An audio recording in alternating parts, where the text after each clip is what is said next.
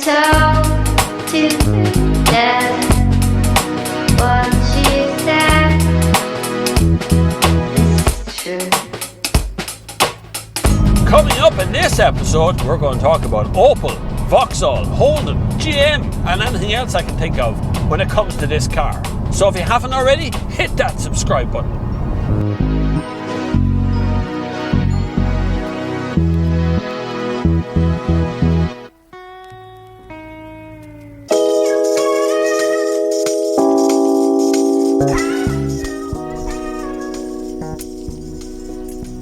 As I tell you, it's early in the morning. But this is when people go to work, like normal people. Not like us motoring journalists. So the reversing camera works, as you can see, which is pretty good. So this is an Opel Insignia Grand Sport. It is a turbo diesel, 170 PS, and it's in camel colour brown. Whoa, that is a low down sun. That is a low down sun that makes everything very hard to see. Portlaoise recently changed the traffic system in the town, and Laois County Council and Portlaoise Town Council have made a complete and utter bags of the thing, putting 6 schools all on the same road. And despite everyone telling them that was a bad idea, still went ahead and did it for no other good reason than pig-headedness. And now the traffic is a complete and utter mess on that end of the world up there. Right pain in the ass. Depending on what part of the world you're from, it's Opel here, it's Opel in Europe, it's Vauxhall in Britain, in Great Britain the entire island is Vauxhall because it's made over there, it's Holden in Australia, it's GM in America, it's very like a company who's not quite sure what they want to call the company. And I know they bought out companies that were already established in the various countries, which is why it's different names in different countries. So, you know, Holden was already in Australia. GM is the parent company of the whole lot. Opel was already existing in Europe. Vauxhall was already there in the UK before these cars started coming out. Now, they've had a troubled history with cars. They have. Realistically speaking, that sun is just killing my eyes, man. I can't see my eyes! Realistically, they've had some hits and misses over the years when it comes to what kind of car they've been putting out, but this is a very pretty vehicle to look at from the exterior. But there are some issues with the handling. The rear suspension, it feels like an antique. It's so bouncy as you go along the road. It really genuinely is. I don't know why that is. I've tried all the settings. So I have like Tour, which I can't see because the gear stick is in the way. Can't see it. I'm in 6th, 4th or 2nd. So I have Tour and I have Sport, which changes sport mode on. There's no damn thing to suspension. It's still too bouncy down the back. And that makes it really difficult through corners and roundabouts, and I can just foresee this becoming a real issue for people when they're driving along. In normal mode, going over a speed bump, make you seasick.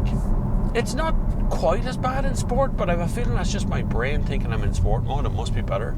Steering is heavier, and the throttle response is better.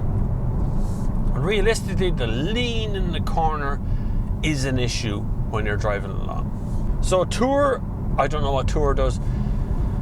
Normal is normal. Tour, like the drive modes are here in the system, so you can go into this thing and have a look at the drive modes. This, don't get excited, this doesn't actually do a whole lot. So you can kind of go sport mode customization, and then you have sport suspension, so you can turn the suspension a bit harder.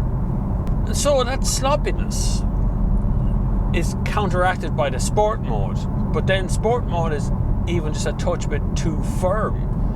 And the throttle response is too aggressive, and you know, there's lots of things going on in that respect. So it's really hard to find a good balance of a setting where I'd be happy just leave it in that setting and drive on as normal.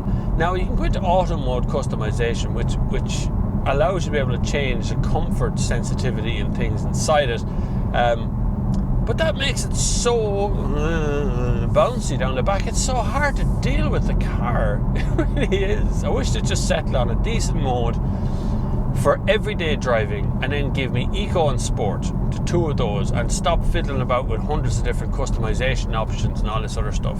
So some stuff I love. When I get in the morning and I start the car, it knows it's cold outside, and so it puts on the heated seats, which are also cooled in this one. The back are heated as well. Climate control, I've set it to 19 when it's warm, I set it to 21 when it's cold, and it works perfectly. I love it, absolutely love that. Dashboard layout, really nice.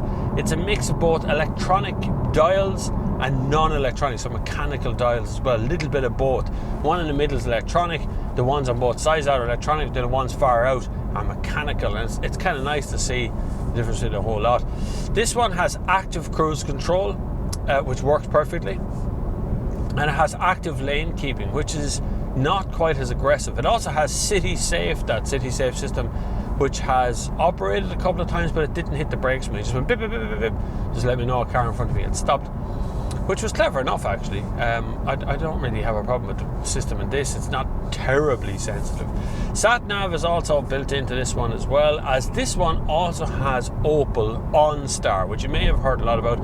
It is a sort of a courtesy system. If you've got any questions, you press the OnStar button up here and you phone the Opel OnStar system, which is based in Luton, I believe. So if you're from Luton, cheers if you're on the OnStar system. I tested it over the weekend. Works fine.